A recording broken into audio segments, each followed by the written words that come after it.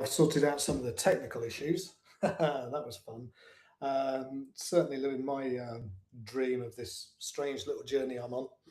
Um, so, why did I want to go on live today, of all days? Well, I had a conversation with a coach today who was struggling with putting herself out there and just putting social media events out. She'd done lots of posts, but she hadn't quite got to the point of getting it out there. And I said, you just got to do it. Because if you don't do it, the people who you are serving are missing out. So it's selfish not to. And then I had to have a bit of a talk to myself because I've got a lot of content that I put out from time to time. And sorry if it's a bit echoey in here. I'm kind of sorting out a new studio in my new apartment, so it's a little bit echoey at the moment, but that'll change. So why did I want to come on live? I wanted to do something that kind of gives you a little bit of a service. I also wanted to put out there some of the stuff that I do and hopefully help one or two of you along the way.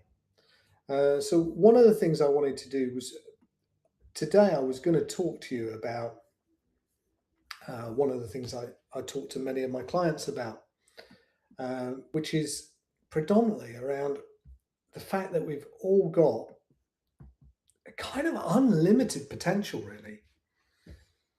We're all capable of achieving a lot more than we actually achieve.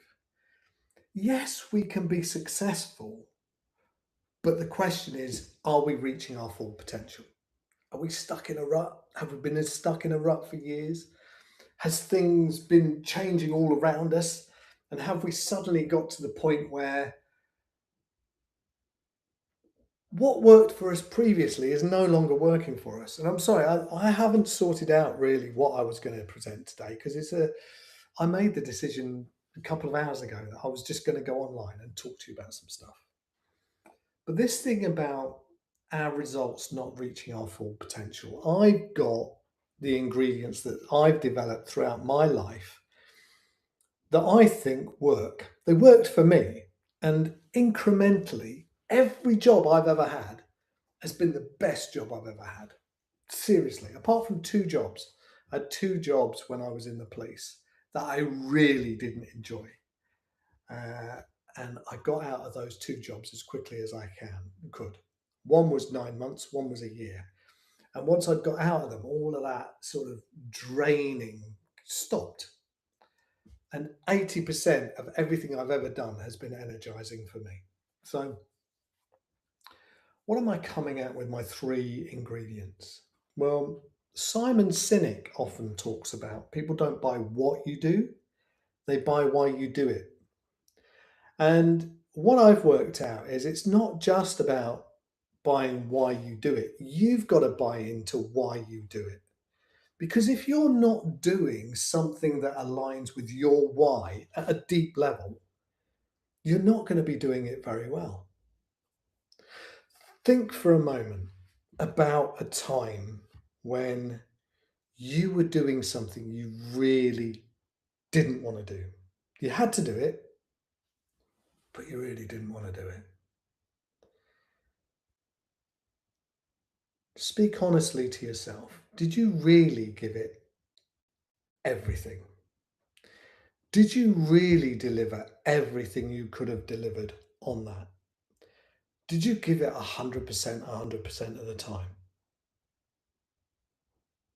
Because I can tell you now, when I'm doing something I don't want to do, I do not give it 100%. I get easily distracted. I get off at a tangent. So anything can come in left of field. I'll go, yeah, I'll go and play with that. Because I'm not enjoying what I'm doing. I'm finding it draining and I want to get away from the drain and I want to move to something energizing. So if you're doing something that's out of link with your why, and I'm sorry, I did have a PowerPoint presentation, but I haven't worked out how to do it on Riverside. And this is another thing. Don't wait for perfection. This is going to be untidy. It's going to be messy, but it doesn't matter. I'm giving it out there. Some of you will listen to it. Some of you will get benefit from it. So the next this first ingredient comes in three cogs, And all of these three cogs have to align. So you've got your why, you've got your ethics and your values. And again, if they're out of kilter with your ethics and your values, again, think about a time when you were asked to do something or you were told to do something and you knew it didn't align with what you believed in your core was right. Just think about that. We've all, to a certain extent, been asked to do something that didn't quite gel with us. Especially if you've worked in multilateral organizations around the world, you've definitely seen it. Either you or someone else has been asked to do something and it's uncomfortable, and you kind of go, oh, I'm not sure about this. And if it glitches with your ethics and your values, and if it glitches with your why, think about a time when you really didn't want to do something because it didn't link with your ethics and your values. How well did you really do that? How comfortable did you feel inside yourself about doing that? Now, so long as you're not a complete and utter psychopath, you probably didn't feel very good about it. And you probably didn't do very well at it. Now, I want you to think about a time when something aligned with, at your core, why you do something. Why is it you do what you do at work? What type of work is it you're involved in, and why did you go into that field? What is it on an emotional level that drives you to do that and energizes you? Think about a time when you were doing something like that and it linked firmly with your ethics and your values. How well did you do that?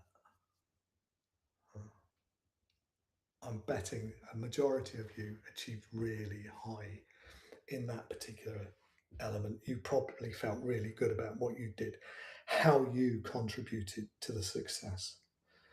So the last cog in that wheel is your goals. Your goals must align with your ethics and your values and your why. If they don't, you might well be successful, but you will not reach your full potential, because your full potential is within your calling. It's within your why. It's within your ethics and your values, and goals aligned to that. So that's the first ingredient that I wanted to talk about. The next ingredient comes into, and it's something I talk to my clients about all the time.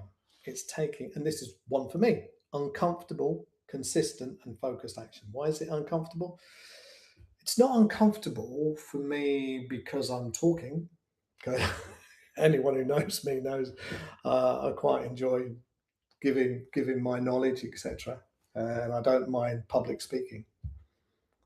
But it's uncomfortable because I hadn't sorted out all the glitches beforehand. It's imperfect. But it doesn't have to be perfect to push you forward. It has to be consistent,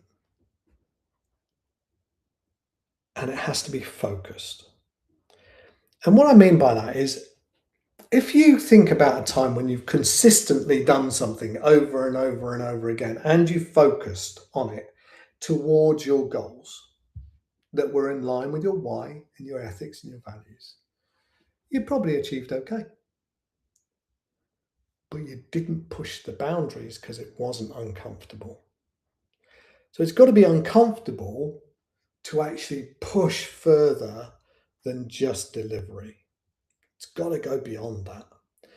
And if you take uncomfortable, so if I do this today and I never do another one, the message isn't going to get out there. My message isn't going to get out there because it's not consistent. It might be uncomfortable, might be glitchy, but it's not consistent.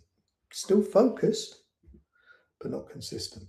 And again, if it's uncomfortable and it's consistent, but you don't focus on something, then it's going to go here, there, and everywhere. It's going to go all over the place, which again doesn't deliver full potential. It will deliver some results. It will have some success. But I'm talking about the difference between succeeding a little bit and thriving by delivering your full potential. So, The two ingredients combined are uncomfortable, consistent, and focused action in line with your why, your ethics and values, and your goals that are in line with that why, the ethics, and the values. So those are the two ingredients in place. And they've both got to be in place and they've both got to be delivering. There's one ingredient left. Can any of you think about what that one ingredient might be? And I'm going to take a sip of my coffee. And by the way, I'm not looking at any of the threads at the moment. I'll try and go in and answer any questions that might come up. But like I said, I've come away from Zoom for this sort of stuff, which was pretty easy. I've gone over to Riverside for this sort of stuff because it's better, but I'm not technically savvy with it yet. So I'm working on it.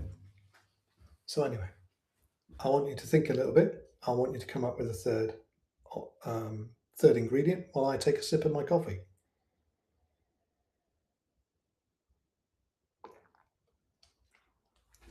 I would play some music, but I haven't got any. So, right. The next ingredient is self-belief, confidence, and fulfillment. And the self-belief, you have to believe in yourself. You've got to have a belief. If you think about people who have a religious belief, schools out on whether or not there's any proof or there's any evidence, and there's scientists that will talk one side, there's atheists that will talk another side, and there's people who have religious beliefs, and nothing will get in the way of them and their belief. Some people have those beliefs, but they don't make decisions in line with the ethics and the values, etc., around those beliefs. This is why all of it's got a link in. And I don't want to get tied into religion too much, but it's one of those really strong beliefs that there's information there, but where is all of the evidence? And there's other people that will have beliefs one way or another, and they are strong in that belief, but they're not necessarily strong in the belief of self. I'm capable of delivering this, because we have this little thing called an inner critic. It's an inner voice that is going, you're not ready for this. What if somebody says something negative? Okay, they say something negative, but that voice keeps coming, and that voice knows you better than you know yourself. It comes from old stories that were built up when you were between 0 and 7 years of age, and sometimes into your teen years. There's stories that have developed you into the type of person you are, and you have certain beliefs about your capabilities. And that comes into your confidence. And confidence doesn't come on its own. Confidence comes from taking action. Remember, uncomfortable, consistent, focused action. Take the action, develop from that action, and you build your confidence. You start to build your self-belief.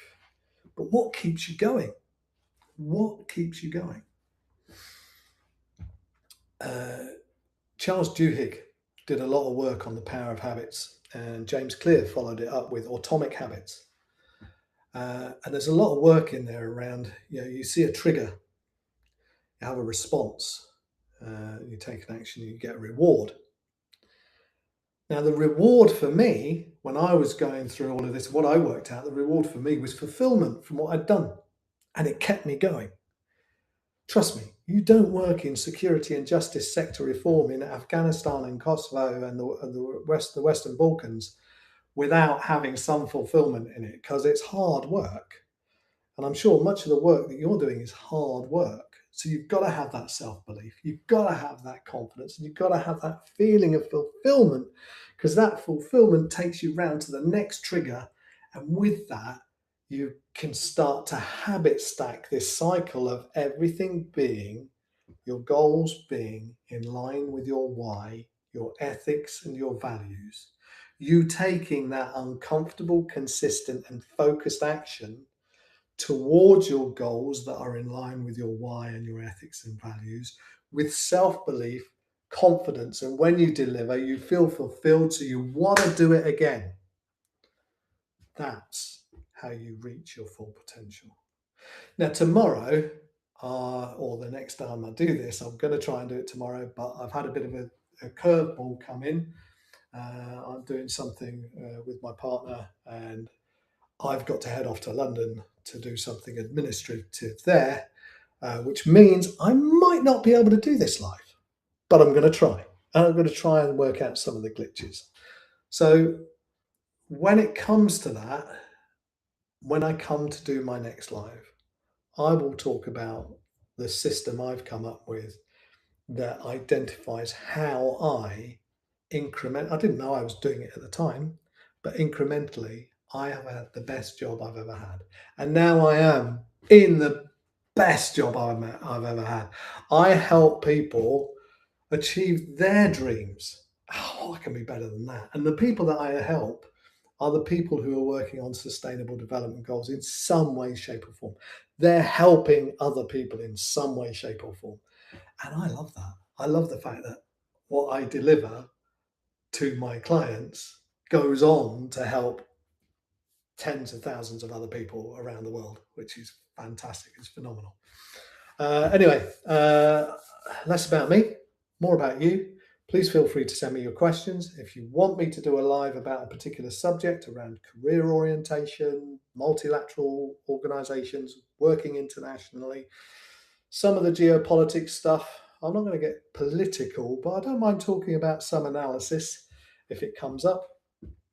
And obviously application, how to apply for multilateral organizations around the world, how to stop doing what you used to do that is no longer working for you, how to unlearn that, relearn something else, and how to interview well. Trust me, that's a lesson I learned many years ago.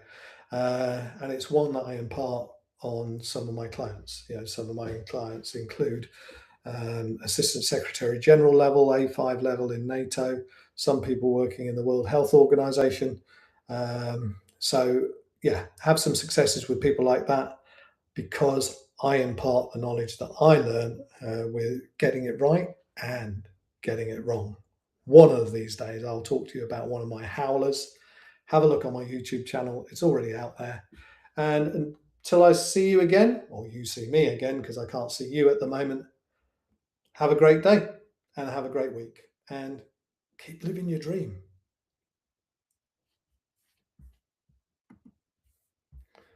Now all I've got to do is work out how to turn this off.